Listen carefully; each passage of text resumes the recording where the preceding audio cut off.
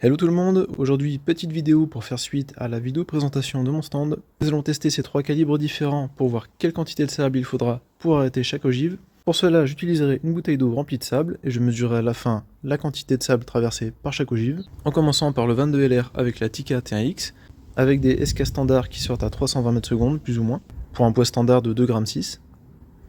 Ensuite j'utiliserai le Huben G15 5.5 que j'ai réglé à un peu plus de 19 joules pour l'occasion. Alors pourquoi 19 joules? Eh bien parce qu'aujourd'hui c'est une des puissances les plus standards quand vous achetez une arme air comprimée. Donc comme ça je pense que ça parlera à beaucoup de monde. Et avec, on utilisera les plombs de 5.5 JSB Exact Jumbo en 1,03 g. Et on finira par le Zoraki HP01 Ultra avec les plombs 4.5 JSB Exact TV en 0,67 g. Le Zoraki sera réglé à 4 pompes, ce qui fera environ 12 joules. Alors celui-ci je ne l'ai pas beaucoup montré sur la chaîne, mais ça fait plus de 10 ans que je l'ai et franchement il marche toujours aussi bien. J'ai vraiment eu une toute petite baisse de puissance avec le temps, mais genre 0,5 joules, hein, même pas 1 joule quoi. On peut voir que le métal a pas mal pris cher. Il a perdu sa teinte. Le plastique c'est pareil, c'est un plastique un peu effet mat, un peu caoutchouteux. On voit le plastique dessous apparent. Sur lesquels j'ai greffé un viseur holographique Swiss Arm qui donne d'excellents résultats. Jusqu'à 50 mètres on peut grouper de façon assez impressionnante avec ce pistolet. Accompagné d'un réducteur de son SKM Optima, spécialement conçu pour le HP01 Ultra, qui fait très bien le travail, franchement.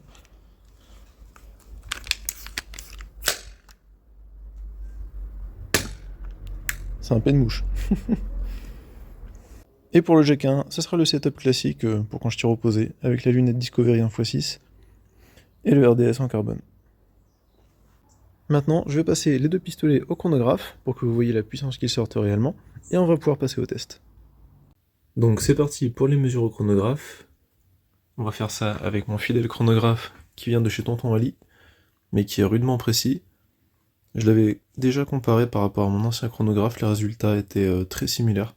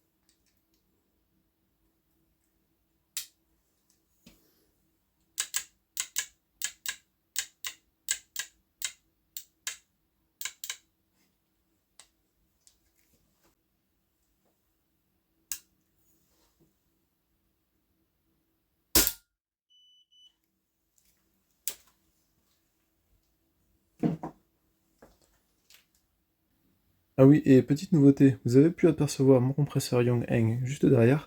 Alors à la base je ne voulais pas de compresseur, mais j'ai eu une erreur de parcours, je me suis cassé le poignet.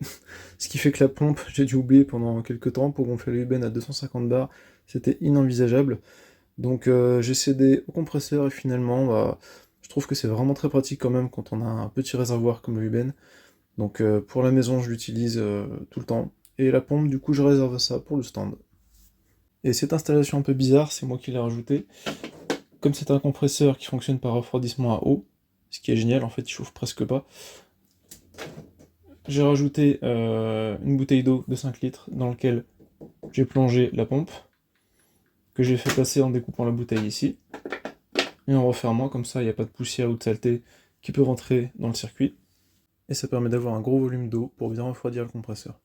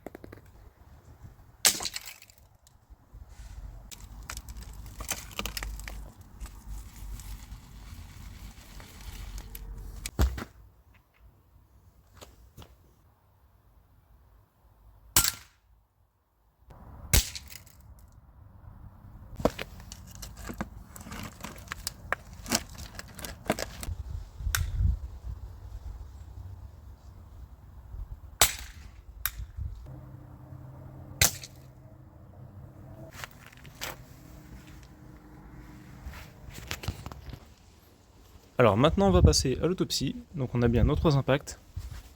22 long rifle, UBenJK1, Zoraki HP01 Ultra.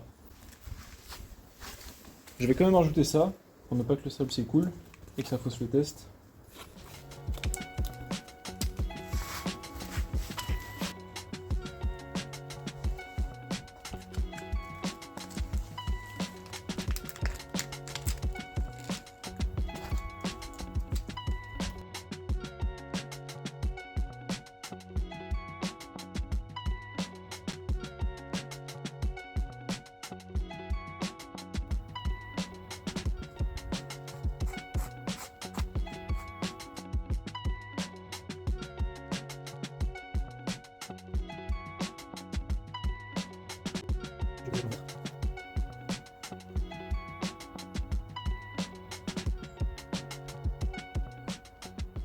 Voilà notre plomb de 5,5 tiré avec le UBenJK1. Donc ici.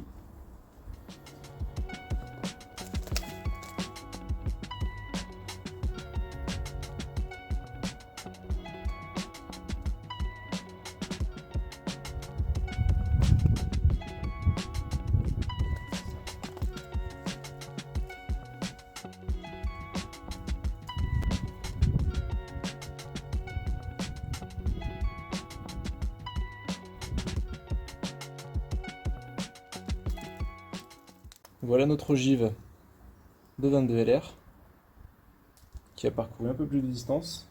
Donc ici.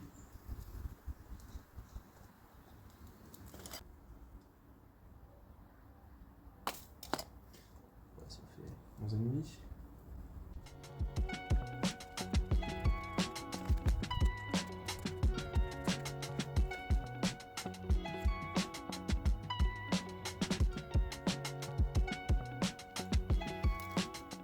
Et voilà notre plomb de 4,5 tiré avec le Zoraki HP01 Ultra. Donc il s'est raté ici.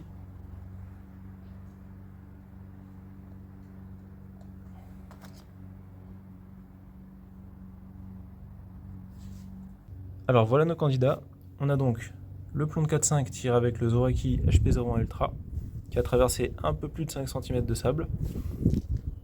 Ensuite, avec le UBenJK1, le plomb de 5,5 qui a traversé environ 7,5 cm de sable. Et la balle de 22 long rifle qui a traversé 11,5 cm de sable. Donc comme on peut le voir, le sable est un matériau vraiment idéal pour arrêter toutes sortes de projectiles. Jusqu'au 22 long rifle, il n'y a pas de problème en jardin, il n'y a aucun risque de ricochet. On peut voir ici que les plombs sont complètement écrasés.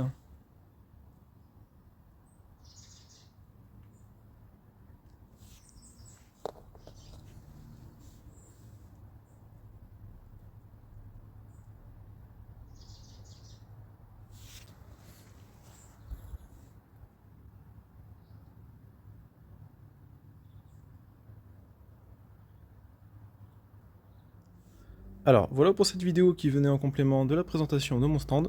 Je pense que vous avez maintenant compris pourquoi j'utilise du sable. Comme vous avez pu le voir, 12 cm de sable suffisent à arrêter une balle de 22. Et pour des airguns en moins de 20 joules, 10 cm suffisent largement. Avec le sable, vous avez donc un matériau sûr, qui peut rester dehors toute l'année, ça ne craint rien, qui arrête les projectiles très silencieusement, et surtout qui permet d'éviter les ricochets. La vidéo touche à sa fin, j'espère que ce test vous aura intéressé. Si vous comptez faire un stand à la maison, n'hésitez pas à utiliser du sable, vous serez conquis. Moi je vous dis à bientôt pour de prochains tests.